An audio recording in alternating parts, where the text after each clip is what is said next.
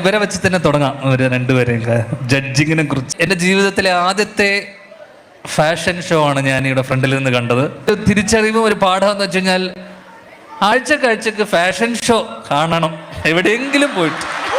അന്ന് ഇതുപോലത്തെ ജഡ്ജിമാരും കുറെ ചോദ്യങ്ങൾ ഉണ്ടാവാതിരുന്നാൽ മാത്രം. കാവ്യ മാധവൻ ഓർ മഞ്ജു വാര്യർ ഓർ ഭാവന, ഇതൊക്കെയാണോ ചോദ്യം? കാവ്യ മാധവൻ ഓർ മഞ്ജു വാര്യർ എന്നുള്ള ചോദ്യത്തിന് ശേഷം ഞാൻ പ്രതീക്ഷിച്ച ചോദ്യം ദിലീപ് ഓർ പൾസർ സുനി എന്നുമല്ലാതിരിക്കുന്നു. ചോദ്യം വേണമെങ്കിൽ ചോദിക്കണ്ട, ചോദിച്ചോ. What is A woman? എന്തൊക്കെയാ? ഞാൻ ശ്രീനിവാസൻ. പുള്ളി ഒരു ഫാഷൻ ഷോയ്ക്ക് പോയി. പുള്ളിയെ വിളിച്ചത് മറുനാടൻ മറ്റേ എന്തോ സംഭവമാണ്, എന്തോ ബ്രിട്ടീഷ് എന്തോ സംഭവമൊക്കെയാണ്. എന്താ കാര്യമൊന്നും നമ്മൾ കൂടുതൽ തിരക്കാനൊന്നും പോകുന്നില്ല. ഞാൻ 2 ദിവസം മുമ്പേ ഇങ്ങനെ ഉച്ചയ്ക്ക് ചുമ്മാ ഇങ്ങനെ ഇരുന്നപ്പോൾ കണ്ട ഒരു വീഡിയോ ആണ്. കണ്ടപ്പോൾ തന്നെ എനിക്ക് തോന്നി ഇതെന്തുവാടെ ഈ വളിപ്പ് പറയുന്ന ഇയാൾ ധ്യാൻ. പക്ഷേ ധ്യാനല്ല വളിപ്പ് പറഞ്ഞ കേട്ടോ, അവിടുത്തെ ജഡ്ജിമാരാണ്. ജഡ്ജിമാരാരാന്ന് ഞാൻ ഇങ്ങനെ നോക്കിയപ്പോഴാണ് മനസ്സിലായത്. ശോഭ വിശ്വനാഥ്. എൻ്റെ അമ്മേ, നമ്മുടെ ബിഗ് ബോസിൽ മറ്റേ മൂത്രം ഒഴിക്കാതിരുന്ന ആ ചേച്ചി, കാറിനകത്ത് അഖിലിനെ തോപ്പിക്കാൻ, അല്ല മറ്റേ കൂടെ മത്സരിച്ച ആൾക്കാരെ തോപ്പിക്കാൻ ആ ചേച്ചി ഒരു ജഡ്ജായിരുന്നു. എന്താണെന്ന് നോക്കിയപ്പോൾ ഫാഷൻ ഷോ ആണ്, ആനയാണ്, അണ്ടിയാണ്. എന്താ പറയുക, ഈ ഫാഷൻ ഷോ ഞാൻ ഇങ്ങനെ ഇടയ്ക്ക് കണ്ടിട്ടുണ്ട്. മറ്റേ ബ്യൂട്ടി പേജൻ്റൊക്കെ കണ്ടിട്ടുണ്ട്, ഫാഷൻ ഷോ കണ്ടിട്ടില്ല. ഇത് ബ്യൂട്ടി പേജൻ്റാണ് സംഭവം, അല്ലാതെ ഫാഷൻ ഷോ എന്നല്ല. ഞാനിങ്ങനെ കോമൺ മലയാളീസിനെ മനസ്സിലാവണം എന്ന് പറഞ്ഞ് പുള്ളി അങ്ങ് ഫാഷൻ ഷോ എന്ന് വെച്ച് അടിച്ചു വിട്ടത്. അത് ഫാഷൻ ഷോ എന്നല്ല, ഇത് മറ്റേ ബ്യൂട്ടി പേജൻ്റാണ്. എന്തോ ബ്രിട്ടീഷ് എന്തോ മിസ്സസ് പിന്നെ മിസ്സ് എന്തൊക്കെയാണ് സംഭവം. എന്തോ ആണെങ്കിലും അതിനകത്ത് വന്ന ചോദ്യങ്ങളാണ്. Kavya Madhavan or Manju Warrier or Pulsar Suni ഒന്നും വന്നില്ല കേട്ടോ. കാവ്യ മാധവൻ ഓർ മഞ്ജു വാര്യർ എന്നാണ് ചോദിച്ചത്.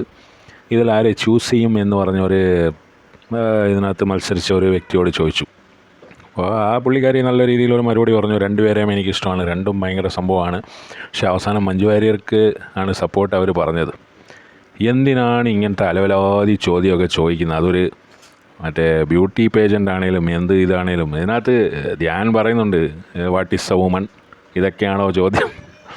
ഒക്കെ നല്ല രസമായിരുന്നു പരിപാടി. നല്ല ഇതിനെക്കുറിച്ച് മറുനാടൻ മലയാളി ഒരു വീഡിയോ ഒക്കെ ചെയ്തിട്ടുണ്ടായിരുന്നു. പുള്ളി ഒരു എന്തോ ഇത്രയും സൽസ്വഭാവി, ഇത്രയും മറ്റേ സിമ്പിളായിട്ടുള്ളൊരു വ്യക്തിയെ കണ്ടിട്ടില്ല എന്നൊക്കെ പറഞ്ഞ് നമ്മുടെ ധ്യാനിനെ കുറിച്ച് വലിയ രീതിയിൽ തള്ളിയിട്ടൊക്കെ പോയായിരുന്നു 2 ദിവസം മുമ്പ്. അത് കണ്ടപ്പോഴേ എനിക്ക് തോന്നി ഇതെന്താ സംഭവം. ഇയാൾ സാധാരണ ഇങ്ങനെയൊക്കെ വീഡിയോ ഒന്നും ചെയ്യാറില്ലല്ലോ. ഇയാൾ പിന്നെ പിണറായി എന്ന് പറഞ്ഞ് ചാകാറുണ്ട്, അല്ലെങ്കിൽ ഏതെങ്കിലും സ്കാമിനെ എടുത്ത് വെച്ച് ഊക്കാറുണ്ട്. പിന്നെ ഈ ധ്യാൻ ശ്രീനിവാസനെ പൊക്കി പറയേണ്ട കാര്യം എന്താ? ഞാൻ നോക്കിയപ്പോൾ എന്താ പോയി ആ ധ്യാൻ ശ്രീനിവാസൻ എന്താണെങ്കിലും ഒരു തഗ് മൊമെൻ്റ് ആയിപ്പോയി. അത് പുള്ളി മറ്റേ പ്രിൻസ് ആൻഡ് ഫാമിലിയിൽ വന്നിട്ട് അതിൻ്റെ സക്സസ് മീറ്റിൽ വന്നിട്ട് കുറേ കാര്യങ്ങളൊക്കെ പറഞ്ഞിട്ട് പോയായിരുന്നു. ദിലീപിനെയൊക്കെ ഊക്കിയിട്ട് പോയി. പക്ഷേ ഇത് കുറച്ച് കൂടിപ്പോയി. പൾസർ സുനി ഓർ ദിലീപ് എന്നൊക്കെ കണ്ടപ്പോൾ ഞാൻ ആകെ ഞെട്ടിപ്പോയി. ഇതെന്തുവാണ് ഇത്, പൾസർ സുനിയോ? മറ്റേ ബ്യൂട്ടി പേജൻറ്റ്, മറ്റേ ഫാഷൻ ഷോ അല്ല, ഈ മിസ് യൂണിവേഴ്സ് എന്നൊക്കെ പറയുന്നതിൻ്റെ ഒരു ചെറിയ ഇതാണ്. മിസ് കേരള, മിസ് കായംകുളം എന്നൊക്കെ പറയുമല്ലോ, എന്നൊക്കെ പറയുന്ന പോലത്തെ ഒരു സംഭവമാണ്. എന്തോ ബ്രിട്ടീഷ് എയർവേസിൻ്റെയോ എന്തോ ഒരു ഇതിലൊക്കെ നടക്കുന്ന ഒരു സംഭവമാണിത്. ആണേലും സംഭവം രസമായിട്ടുണ്ടായിരുന്നു. ധ്യാൻ്റെ കുറേ തള്ള്. ധ്യാൻ ഇങ്ങനെ ചോദിക്കുമെന്ന് മറ്റേ ശോഭ ഒരിക്കലും പ്രതീക്ഷിച്ചില്ല. പുള്ളിക്കാരി വന്നിട്ട് കമൻ്റൊക്കെ ഇട്ടിട്ടുണ്ടെന്ന് തോന്നുന്നു. കുറേ ആൾക്കാർ ഇതിനെക്കുറിച്ച് റിയാക്ട് ചെയ്യുന്നതൊക്കെ കണ്ടു. റിയാക്ട് ചെയ്തൊക്കെ ലേറ്റായിട്ടാണ്. എൻ്റെ ഭയങ്കര ലേറ്റാണ്. ഞാനിത് ആദ്യമേ കണ്ടിട്ട് നമ്മളിങ്ങനെ ഇയാൾ എന്തോ ഈ പറയുന്നതെന്ന് വെച്ച് നമുക്ക് മനസ്സിലായില്ല. ഭയങ്കര സംഭവമാണല്ലോ ധ്യാൻ ഭയങ്കര ബുദ്ധി രാക്ഷസന. പിന്നെ ഞാനിങ്ങനെ ഈ വീഡിയോയിൽ ഒരു ഓഡിയോ ക്ലിപ്പിംഗ് പോലെയാണിത്. അതിനകത്ത് വേറെ ഒരു കാര്യം പറയാൻ ഉദ്ദേശിക്കുന്നത്, ഈ രേണു സുധി എന്ന് പറയുന്ന ഈ മഹത്തായ ഒരു മങ്കയുണ്ടല്ലോ, അയ്യോ എന്തൊരു ജന്മമൊക്കെയാണെന്ന്. ദാനം കിട്ടിയ പശുവിൻ്റെ എന്തോ പറയുമല്ലോ, അണ്ടി പിടിച്ച് നോക്കരുതെന്നോ എന്തോ പറയും. ആ ഒരു പരിപാടിയാണ് പുള്ളിക്കാരി ചെയ്തുകൊണ്ടിരിക്കുന്നത്. ഫ്രീ ആയിട്ട് കിട്ടിയ വീട്.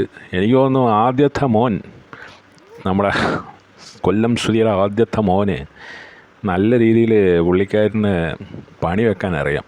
പുള്ളി 2 ദിവസം മുമ്പ് ഒരു വീഡിയോ ചെയ്തിട്ടുണ്ടായിരുന്നു. ഇവരുടെ വീട്ടിലൊക്കെ പോയി.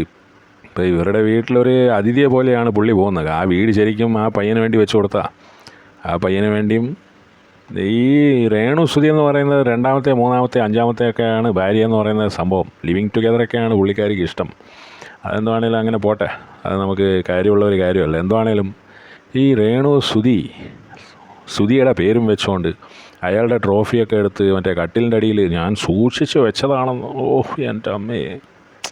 ചോരുന്നുണ്ട്. അത് ഇങ്ങനെ ആ ചില്ലിട്ട ആ ഭാഗത്ത് നല്ലതായിട്ട് ചോർച്ചയുണ്ട്. മഴ പെയ്യുമ്പോൾ നന്നായിട്ട് ചോരുന്നുണ്ട്.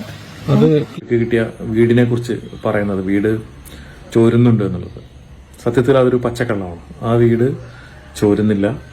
സുധി അവൻ പോയല്ലോ, അവൻ്റെ കാര്യം കഴിഞ്ഞല്ലോ. ഇനിയിപ്പോൾ രേണുവിൻ്റെ കാര്യമല്ലേ നമ്മളൊക്കെ നോക്കേണ്ടത്. ആ ഒരു രീതിയിലാണ് പുള്ളിക്കാരിയുടെ ഒരു ഔട്ട്ലൈൻ. പക്ഷേ ഇൻലൈൻ എന്ന് പറഞ്ഞു കഴിയുമ്പോൾ അവിടെ തനി മറ്റേ കൂറ സ്വഭാവം, എന്താ പറയുക അല്ലേ.